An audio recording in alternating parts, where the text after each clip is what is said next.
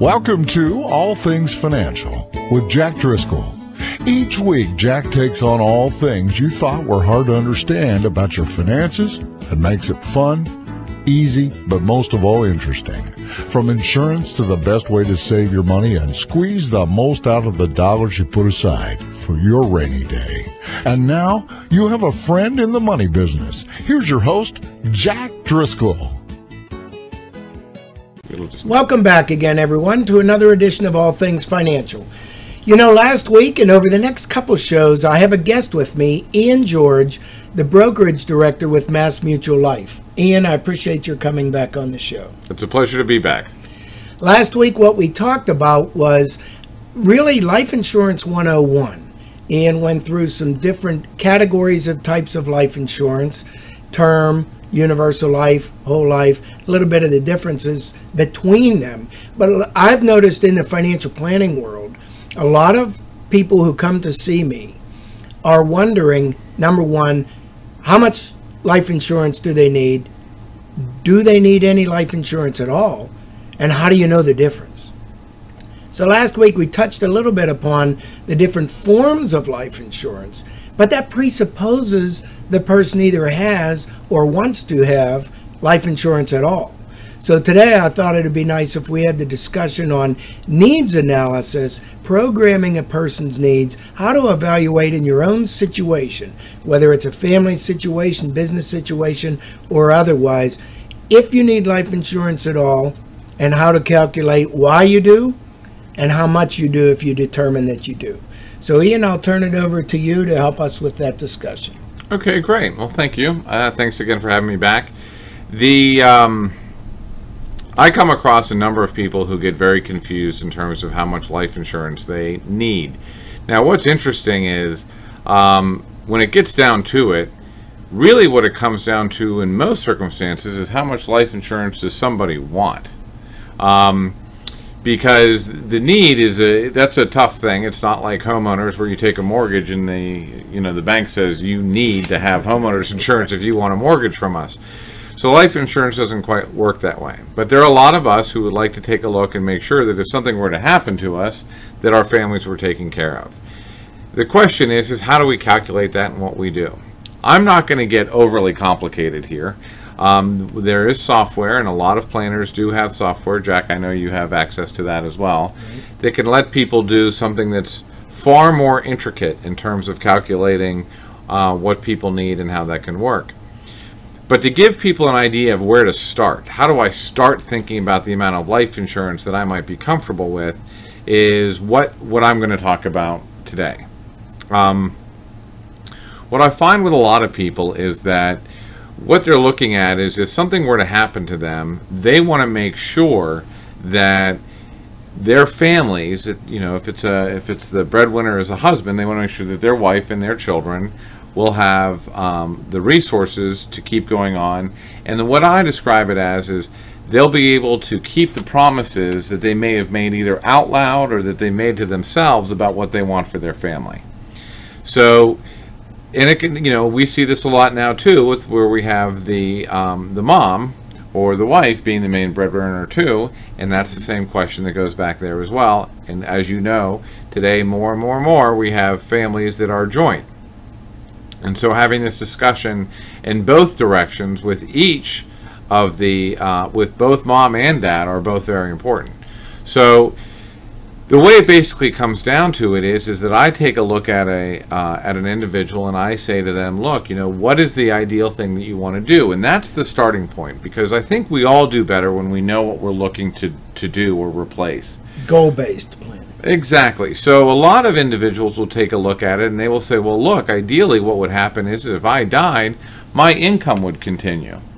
So I'm going to oversimplify this completely just to let people have a chance of, making sure this can make sense. So what I normally do is I talk to them and I say, let's take an individual and keep it rather simple and say that individual is making $40,000 a year. And that individual would like to have that income replaced if something were to happen to them. Now again, Jack, as you know, we can get more complicated with this by adjusting for inflation and down the road. But again, that's not the purpose of this conversation. The purpose of this conversation is just to get a basic fundamental idea, because you can make this as complicated as you would like. So let's start with, I have an individual who says they make $40,000 a year, and they would like to make sure that that $40,000 a year continues in the event of their death. Well, what we find out, and from a lot of planners and a lot of individuals, is that if I had a pot of money and I were going to retire and I wanted $40,000 a year, that a lot of advisors now use a drawdown rate, meaning the amount of money that I can take out of my savings and not run out for the rest of my life, of being 4%. So obviously I picked 40,000 for a very obvious reason, because 40% at 4% means that I need to have a pot of money that is $1 million. If I have $1 million and I'm drawing 4% from that, I should be able to have $40,000 for a long time. And you know what's interesting, folks, is some people will say, we can't earn 4%, we can earn 1% or 2% or 3%. It doesn't not matter when you're doing planning. What you want to try to evaluate is your area of comfort, where when you say, we're planning for a life insurance need, the question you need to do is ask yourselves, what amount, if I had a pot of money, do I feel comfortable that we could always earn safely? And just use that amount, right? That works too, exactly. And again, that's why, again, I use very obvious numbers of, my 40,000, which came right to the 4%. Because the industry standard was always 4% until the Great Recession of 2008 and 9, and we recognized what's called the lost decade, and the interest rates are way down, and is the 4% stable or unstable? So that discussion can't be solved. It's an area of comfort for you and your own family, and that's what Ian's bringing to the table. Whatever level you have, if you're using a traditional 4% or 3 or whatever it is, follow this math that Ian's about to explain. Correct. And this is, and that's really important, Jack. The whole thing about getting the understanding about getting the amount of life insurance you want is so that when you think about that, you're comfortable with what's occurred. Right. That the value is there for you. So that's really the big issue, and that's the only way that you're going to make the right decision for you, is if you're comfortable with how that math works, which is why I like clients to understand how this process can work. So to come back full circle to where we were, we left off and we realized we need a pot of money of $1 million. In that, if we use the 4% and we had a pot of money of $1 million, we'd be drawing down $40,000 a year. Now, the question is where do I get a pot of money of $1 million? So a lot of people already have things that are in their pot. So what you put into that pot can be things like what's in your 401k. So again, as an individual, you have to look at what is yours, or what that you're leaving behind can be put into that pot to be used for this purpose. So obviously your 401k that you have at work counts for that, or whatever your savings vehicle it is that is given to you at work. Another item that is often provided to you at work is your group term life insurance. It might be something small like $10,000, it might be a multiple of salary, it might be anything along those lines, but it's probably there in some form or fashion. You might have outside investments that you have on your own, a stock portfolio that you have with an advisor, a mutual fund, something along those lines, who knows. That goes into that pot too, because again, that's money that can be used for this purpose. So once you've put everything in there that you have, now let me stop myself here quickly. What we don't want to ever put into that pot is our home. And the reason we don't want to put that into the pot is because we don't want our heirs to have to sell the home to live, because it's counterproductive. Right. So that can be a bit of a problem. Especially a spouse who still needs to live in the home. That's right. So we don't include things like the home. And by the way, I even tell clients who have vacation homes where that's important to their family too, we don't include that either. Just because you've died, you don't want them to have to sell the vacation home to live. You want to leave them with enough. So, but everything else goes into that pot. That's going to get you to a certain level. And the difference between, if this is your $1 million and that gets you here, that gap is where life insurance fits. So in my example, if that individual did a tally of all those assets in their group term life insurance and it came that they had $200,000, they might want to buy $800,000 of death benefit to get them to $1 million. Some items I've also seen people do to add to that is they might want to throw in 1 times their annual salary right on top. The reason people will do this, so in my example, that would be having them buy $1,040,000 in life insurance, is because they want their spouse to know in their planning that should something happen to them, that she has $40,000 or that annual income to work with without having to make any decisions. I see. So she doesn't have to go out and find out who's going to manage my money, how this is going to work, what's the best way to do this. She has a year to grieve, get her feet back underneath her, or husband in the same boat to be able to do that. So some people will do that. So the spouse in this example would say $200,000 of assets. They'd normally buy $800,000 life insurance. You'd turn that into $840,000 to cover that first year buffer. Now, what a lot of people will point out into the methodology that I just kicked out is to say, hey, you didn't cover my mortgage. No, I didn't, because what we did is we kept everything rolling as it were. Doesn't mean you can't do that. So that's why it's nice to have an idea of how these components work. So whatever you want to count as in your bucket and count as what comes out is perfectly fine for where that would go. I will caution on one form. A lot of us tend to figure out a way to buy the least amount of life insurance we can. So if I'm making $40,000 and I figure I'm gone, that my wife only needs $20,000, you're not leaving any room for error there. So that means you might have college expenses that those kids are going to be faced with. If you have daughters, that could be a wedding. There's a lot of stuff that comes in there. That's why I want to make sure that people make sure that they have at least their full income insured, even if they've added enough to pay off the mortgage. Okay. Now, I will also tell you, this type of planning or conversation about needs analysis or what I want in life insurance often exposes one area that is sometimes left completely out of the discussion, which is disability income insurance.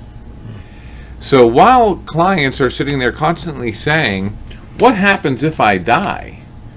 I want to make sure my family has enough money to survive, have forgotten about the odds of what would happen if they became disability, or they don't become disability, if they became disabled. And that's interesting you say that, because almost every case that I see, if there's any, it's never a part of the discussion unless it's brought up like you just did. So it's not a natural discussion that most people have. And I almost never see disability income protection, which is in the form of insurance, if it has not been provided in a group policy at work. I rarely see someone solve that on an individual basis. Yes, and a lot of people get a lot of comfort from the fact that their employer tells them they have disability insurance. Be very, very careful about what goes on in terms of that calculation. Because what a lot of people don't understand is that some employers do provide disability insurance, and sometimes it's only short-term disability, which means the employee will be taken care of for 1 year of income. After that year, things can get a little rough. The other thing that can happen too, though, even if the employer is providing long-term disability, which is a policy that would pay you if you were fully disabled till age 65 or 67, normal retirement age, they usually cover 60% of your income less taxes. The way I simplify this for a lot of people is to say, take a look at your paycheck, and could you live on 60% of the net take-home pay number? If the answer is yes, you're good to go and you don't need to talk about disability insurance anymore. If the answer is no, it's a conversation that you might want to have with your advisor. The main reason that comes up is that this falls into that horrible category that we see over and over again, which are people who lack proper health insurance or disability income insurance, and how those disabilities lead to such financial travesties. On a personal note, what I will tell you is hard to watch for a lot of individuals is that that individual who didn't have proper disability planning has to sit there and watch their family suffer around them. So that is something that you're going to want to take a look at, is to make sure that if something were to cause me to become disabled, do I have something in place that's going to help replace my income? So that my family, again, we go back to all this focuses around on the promises that we've made, whether they be out loud or to ourselves, of what we want to do for our family. And we don't want to have that slip through the cracks. We want to make sure that somebody's given us the real truth about how disability insurance works as well. Because after all, the odds of becoming disabled are so much greater than the odds of dying prematurely. That is something we want to make sure we've covered. And they're both done in the same way. So you can find out what your employer is providing you in disability insurance just by asking them. They probably have a handbook that'll go over it. Take a look at that. And if that's not enough, you want to make sure you talk to your advisor about making up that difference. And again, the only thing we're doing here is on that $40,000 what's replaced by the employer, we're going to add it down on this end. The life insurance, we're adding it to the bucket up there. The other thing I will tell you too is, if you're interested in your life insurance and taking care of that risk, all the underwriting that you have to do for your life insurance will also get you an offer for your disability insurance. So you might as well have them tell you what the number is going to be anyway while you're going through all that. And that's generally what I like to make sure that's talking about basic risk coverage, protecting our family from death or disability. And that gets into what makes you feel comfortable.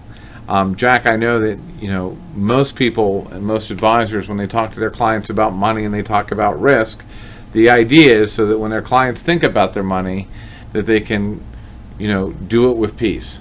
I learned early in my career, actually, when I looked at programming needs, and when I was trained as a financial planner, I was actually trained that people have goals, people have needs, and people have fears. The fears are usually surrounded by risks. What we're trying to do is transfer some of those risks to outside parties to take those risks for us. But what I looked at, when I looked at needs and goals, I found that most families just are looking to say, we just need our income to continue. So what most families were diagnosed as having a need of was, I need my income replaced if anything happens to me, if anything happens to my income. And I found there were four sources of stealing income away from a family. One was unemployment, which we really can't solve for through the insurance products. One was disability, which could rob your family of continuing income, because you could lose your job over disability and lose your income. One is premature death, and one is retirement, which also ends your income. So 3 out of the 4 causes of your income being interrupted or terminated permanently can be solved for with needs planning. Very true. It's very true indeed. And that's also why it makes a lot of sense to make sure that you've taken an inventory about what you've got and where that's going to go. Yeah, I agree. Now, the other thing that I want to run into on needs planning is, beyond income, have you found a situation where you have either special needs children or charitable needs, or, like you say, paying off bills, or other areas that people would want to incur, and make the decision on, maybe we want to transfer the risk or provide funds or create investment assets that don't exist right now through life insurance? Yes, and as you know, and you brought up one very special area, which is the special needs. Those families that have a special needs child, their main concern as they look through what they're doing in their planning is that when we're gone, who is going to help take care of our special needs child? This is a very tricky area, and not something to be done without making sure that you've consulted somebody who understands special needs. The reason I say that is that we all know, and there are actually some very strong programs provided to help people with special needs in our society.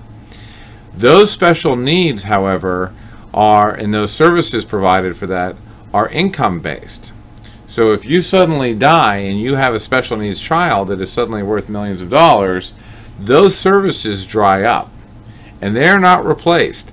Now, Sure, you may have a special needs child that has plenty of money to now pay for those services, but odds are pretty good that you'll have a special needs child who won't know how to pay for those services.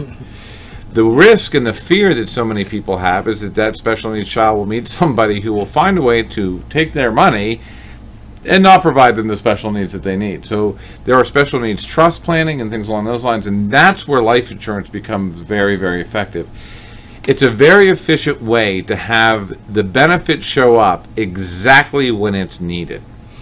And that's why I say, and I've said it in prior shows, and I'll say it again today, this is not an area, nor is any area of financial planning, an area to try to do this all yourself. If you're trying to evaluate your needs and you're doing it yourself without the skills of a qualified professional, as you can hear, you're probably going to make mistakes that could have been avoided in your planning process, which lead to mistakes in your solution alternatives. Give us a call. I'm a certified financial planner.